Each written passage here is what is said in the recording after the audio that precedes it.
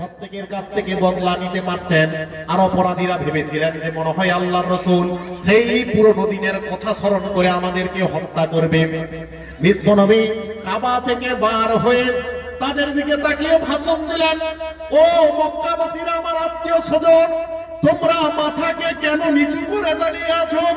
মাথাকে তোমরা তোলো, তোমরা ঘাবড়াবে না।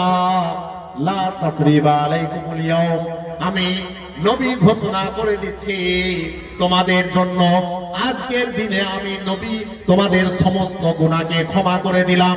তোমরা যা বেয়াদবি আমার সঙ্গে করেছিলে আমি সব মাফ করে দিলাম। আমি নবী ঘোষণা করে দিচ্ছি তোমাদের সেই গুনার কথা স্মরণ করে, তোমাদের সেই অপরাধের কথা স্মরণ করে আমি তো তোমাদের অন্তরে কষ্ট পর্যন্ত দিতে চাই না। আমি রাসূল জানিয়ে দিচ্ছি, লা তাসরিবা আলাইকুমুল ইয়াউম, আজ তোমরা মুক্ত। তোমাদের সামান্যতম সেই কথা স্মরণ করে তোমাদের অন্তরে আমি রাসূল কষ্ট দিতে চাই না। আর আজকের হলে যদি ওই দল করে, আচ্ছা ইলেকশন হয়ে যাক, তারপরে যদি ক্ষমতায় আসি ওর ঘর বাড়ি ভাঙিয়ে দেবো, ভাই এটা করা যাবে না। আমি যদি জয়লাভ করি, যে আমার বিপক্ষে ছিল তার সঙ্গে আরো ভালো ব্যবহার করা বলে দরকার। তাহলে দুদিন পরে সে ভুল বুঝবে এবং ক্ষমা স্বীকার করবে যে হাই রে আমি কি ভুল করেছিলাম। কিন্তু তার উপর যদি আমি সর্বদিক থেকে চড়াও হই, তাহলে কিন্তু ও কোনোদিন আর আমার দলে ফিরবে না। বিশ্বনবীর আদর্শ দেখেন। আমার সম্মানিত উপস্থিতি, দিন দরদি মুসলমান ভাইয়েরা, পর্দা নসিনা আমার আম্মা জানেরা, আল্লাহর রাসূলকে আল্লাহ রাব্বুল আলামিন এত গুণে গুণান্বিত করেছিলেন। মদিনায় যখন গেলেন দেখলেন যে সমস্ত ধর্মের মানুষের মধ্যে সামান্য সামান্য বিষয় নিয়ে তারা ঝগড়া ফিতনা ফাসাদে লিপ্ত হচ্ছে। আল্লাহর রাসূল একটা সংবিধান রচনা করলেন, পৃথিবীর ইতিহাসে প্রথম লিখিত সংবিধান, যা বিশ্ব নবী মানব কল্যাণের জন্য লিখলেন। মদিনার সনদ সংবিধান, ৪৭টা নীতি ওখানে লেখা ছিল। ধর্মীয় নিরপেক্ষতার কথা, যে যে ধর্ম তুমি অনুযায়ী জীবন অতিবাহিত করছো আমি রাসূল জানিয়ে দিচ্ছি কোনো অসুবিধা নেই, কিন্তু আমাদের ভেতরে যেন ভ্রাতৃত্ব বন্ধন থাকে। কি সুন্দর কথা দেখেন, নীতি আদর্শ দেখেন।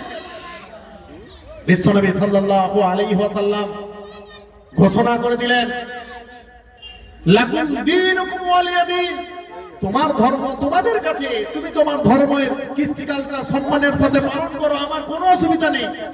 আমার ধর্ম আমার কাছে, আমি আমার ধর্মীয় কৃষ্টি কালচার সম্মানের সাথে পালন করব। তুমি আমাকে বাধা দিতে পারবে না, আমিও তোমাদেরকে বাধা দিতে পারবো না। কিন্তু মৌলিক দৃষ্টিতে আমরা যেরকম ভাবে ভাই ভাই ছিলাম, আমরা যেরকম ভাবে বন্ধুত্ব সুলভ মনোভাব আমরা সর্ব যুগে আমাদের ছিল, এই রকম যেন থাকে। আমি মুসিবতে পড়লে যেমন তুমি সাহায্য সহযোগিতা করতে, তুমি মুসিবতে পড়লে আমিও সাহায্য সহযোগিতা করব। আমাদের ভেতরে কোন রকম ফিতনা ফাসাদ থাকবে না। এখান থেকে আমি বার্তা দেব রাজনৈতিক নেতাদের কাছে, যারা ক্ষমতায় আসার পরে উস্কানিমূলক ভাষণ দিয়ে শান্তিমূলক সমাজকে অশান্তিতে পরিণত করতে চায়। সাধারণ মানুষকে তারা ভাই ভাইয়ের ভিতরে, বন্ধু বন্ধুর ভিতরে তারা এমন পরিমাণে উগ্র ভাষণ দিয়ে মারামারি, দাঙ্গা ফাতনা ফাসাদ তৈরি করে দেবে, তাদের কোনো অসুবিধে নেই। তারা ঠান্ডা ঘরে বসে মজা নেবে, আবার ক্ষমতায় আসবে, তাদের কোনো সমস্যা নেই। সাধারণ মানুষ কেস খেটে খেটে খেটে খেটে তার জীবন শেষ হয়ে যাবে। আমার ভাই, নবীর আদর্শ দেখেন। বিশ্বনবী সাল্লাল্লাহু আলাইহি ওয়াসাল্লাম রাজনৈতিক নেতা হিসাবে পৃথিবীর মুখে নাম্বার 1, পিতা হিসাবে নাম্বার 1, স্বামী হিসাবে নাম্বার 1। আজকে সাধারণ যিনি একজন মেম্বার, যিনি একজন প্রধান, মাইনা ধরুন ৫,০০০ টাকা, তিনি এই এলাকার সবচেয়ে ধনীদার কেমন ভাবে হয়? প্রশ্ন ওঠে না? বিশ্বনবী আদর্শে আদর্শিত হন, নইলে আপনার দুনিয়াও শেষ, আখিরাতেও শেষ। বিশ্বনবী কেমন নেতা ছিলেন দেখেন। দয়ার হাবিব মদিনা এবং মক্কা এবং আশেপাশের কয়েকটা দেশের রাষ্ট্রনায়ক, রাষ্ট্রপ্রধান, গোটা আরব জামানার রাষ্ট্রপ্রধান, তারপরেও আম্মাজান খাদিজা কুবরা রাদিয়াল্লাহু তাআলা আনহার সঙ্গে যখন বিবাহ হলো, আল্লাহর রাসূল তো এতিম, সম্পদ নেই রাসূলের, একেবারে রাসূলের জন্মের পূর্বে 6 মাস পূর্বে আব্বা ইন্তেকাল, আল্লাহর রাসূলের যখন 6 বছর বয়স মা ইন্তেকাল, আল্লাহর রাসূলের যখন 8 বছর বয়স দাদু ইন্তেকাল। কতটা এতিম, কতটা অসহায়। কিন্তু আম্মাজান খাদিজাতুল কুবরা কোটিপতি ছিলেন, আরব জামানায় ধনাঢ্যশালী ব্যবসায়ী ছিলেন। রাসূলের সঙ্গে যখন বিবাহ হলো, আম্মাজান বললেন, এই টোটাল প্রপার্টি আপনার পায়ে আমি লুটিয়ে দিলাম, আমি আপনাকে পেয়ে গেছি, এই প্রপার্টি আপনি ভোগ করুন, রাজার মতো জীবন অতিবাহিত করুন। আমার ভাইয়েরা, নেতা কাকে বলে দেখেন। বিশ্বনবী হাবিবুল্লাহ কি করলেন? সমস্ত সম্পদ জনকল্যাণের জন্য লুটিয়ে দিলেন। যার বাড়ি নেই বাড়ি করার জন্য দিয়ে দিলেন, যারা এতিম তাদেরকে দিয়ে দিলেন, যারা বিধবা তাদেরকে দিয়ে দিলেন, যারা অসহায় তাদেরকে দিয়ে দিলেন। পুরো যেখানে রাস্তা নেই রাস্তা তৈরি করে দিলেন, যেখানে পানির ব্যবস্থা নেই পানির ব্যবস্থা তৈরি করে দিলেন, যেখানে যেটা প্রয়োজন শিক্ষা ব্যবস্থা নেই দারে আরকাম নামক জায়গায় শিক্ষা প্রতিষ্ঠান তৈরি করলেন। মদিনাতে যখন গেলেন মসজিদে নববীতে শিক্ষা বিশ্ববিদ্যালয় তৈরি করলেন। সর্বদিক থেকে মানব কল্যাণের জন্য টোটাল সমস্ত সম্পদ লুটিয়ে দিলেন।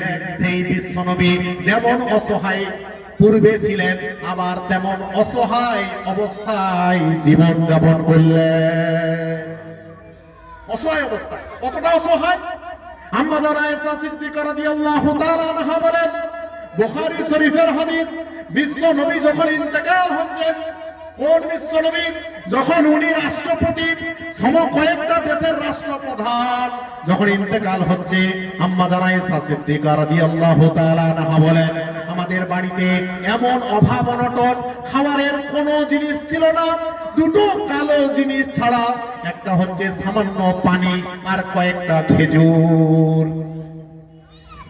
আজকের যিনি ভিক্ষা করেন আমার এলাকায়, জালা ভর্তি চাল, বস্তা ভর্তি চাল, কিন্তু বিশ্বনবী রাষ্ট্রনায়ক, যিনি সমস্ত নেতাদের নেতা, যিনার মর্যাদা আল্লাহ সুবহানাহু ওয়া তাআলার পরে, যিনি হাসলে আল্লাহ সুবহানাহু ওয়া তাআলা খুশি হন, যিনি কাঁদলে আল্লাহ রাব্বুল আলামিন দুঃখ পান, যিনার দোয়াতে আল্লাহ রাব্বুল আলামিন সদা সর্বদাই কবুল করেন। কিয়ামতের মাঠে কারো ক্ষমতা থাকবে না কারো জন্য সুপারিশ করার। বিশ্ব নবী আল্লাহ সুবহানাহু ওয়া তাআলা এমন ক্ষমতা দেবেন, উনাকে বলবেন, ও আমার হাবিব, আপনি যে ব্যক্তির জন্য সুপারিশ করবেন, আমি আল্লাহ ঘোষণা করছি ওই ব্যক্তি জাহান্নামী হলেও তাকে জাহান্নাম থেকে তুলে আমি আল্লাহ আপনার মুখে হাসি ফোটানোর জন্য তাকে আমি জান্নাত দান করব। সেই হাবিবের অবস্থা দেখেন, একদিন খেতেন, কয়েকদিন খেতে পেতেন না, মাসের পর মাস বাড়িতে উনুন জ্বলত না, গাছ শিউরে ওঠার কথা না। হাদিসের কিতাব পড়বেন, আম্মাজান বলেন, বিশ্বনবীর পরিবার আমরা এত অভাব অনটনে জীবন কাটাতাম, এমন বাড়ি ছিল, বাতাস যদি বইতো, বৃষ্টি যদি বর্ষণ হতো, বাড়ির ছাদ তো নেই, খেজুর পাতার ছাউনি, বাড়ির ভেতরে টপ টপ টপ টপ করে রহমতের বৃষ্টি বর্ষণ হতো। আজকের যারা এখানে বসে আছেন একবার বুকে হাত দিয়ে বলেন তো, কার বাড়ি এমন আছে যার বাড়িতে বৃষ্টি হলে সদা সর্বদাই বাড়ির ভেতরে বৃষ্টি পড়ে? আমরা তো সবাই তোষকে, আমরা তো সবাই মোটা মোটা গদিতে ঘুমাই। বিশ্বনবী হাদিস শরীফের মধ্যে পাওয়া যায়, বিশ্বনবী শক্ত চাটাইয়ের উপরে ঘুমাতেন, খেজুর পাতার চাটাইয়ের উপরে ঘুমাতেন। বিশ্বনবী সাল্লাল্লাহু আলাইহি ওয়াসাল্লামের বালিশ ছিল খেজুর পাতা। খেজুর গাছের যে আতিথ সেই তার থেকে বিশ্বনবী বালিশ তৈরি করেছিলেন। কত কষ্টে জীবন অতিবাহিত করেছেন, এমনকি কষ্টে থাকার পরে পেটে পাথর পর্যন্ত বেঁধেছেন।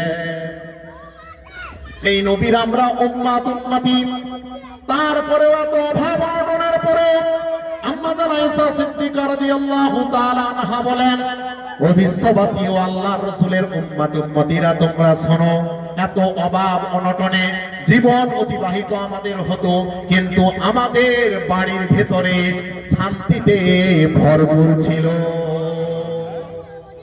শান্তিতে ভরপুর ছিল। আজকে আমরা এত সম্পদশালী, এত লোক জনবল, এত পাওয়া, তারপরেও শান্তি নেই।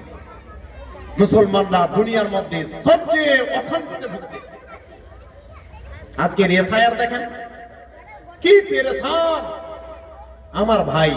আমরা ভাবছি এসআইআর মনে হয় যিনি ক্ষমতায় আছেন তিনার পাওয়ারে এসআইআর করে ফেলছে, আমরা সব পেরেশানে ভুগছি। কোরআন জানাচ্ছে